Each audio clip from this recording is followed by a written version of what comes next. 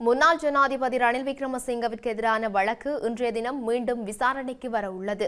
அரசாங்க நிதியை முறைகேடாக பயன்படுத்திய குற்றச்சாட்டு தொடர்பில் ரணில் விக்ரமசிங்க கடந்த 22ஆம் தேதி கைது செய்யப்பட்டிருந்தார். இந்த நிலையில் அவருக்கு எதிரான வழக்கு விசாரணை கோட்டை நீதவான் நீதிமன்றத்தில் இன்று பிற்பகல் 1 மணிக்கு விசாரணைக்கு எடுத்துக் கொள்ளப்பட உள்ளது. இந்த வழக்கில் சட்டமா அதிபரை பிரதிநிதித்துவப்படுத்தும் கூடுதல் மேலதிக மன்றடியார் நாயகம் திலீப பீரிஸ் நீதிமன்றத்தில் உண்மைகளை முன்வைக்க உள்ளார். மேலும் சந்தேக நபரான ரணில் விக்ரமசிங்க சார்பில் சுமார் 300 பேர் கொண்ட வழக்கறிஞர்கள் குழு முன்னிலையாகியுள்ளது.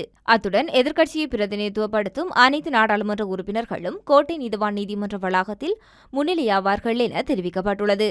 எதிர்க்கட்சியை பிரதிநிதித்துவப்படுத்தும் கட்சிகளின் தலைவர்களின் பங்கேற்புடன் எதிர்க்கட்சித் தலைவர் அலுவலகத்திற்கு நேற்று நடைபெற்ற கலந்துரையாடலின் பின்னர் இந்த தீர்மானம் எடுக்கப்பட்டுள்ளது. இந்த நிலையில் கோட்டை நீதவான் நீதிமன்றத்திலும் அதை சுற்றியுள்ள பகுதிகளிலும் போலீசாரால் சிறப்பு பாதுகாப்பு ஏற்பாடு செய்யப்பட்டுள்ளது.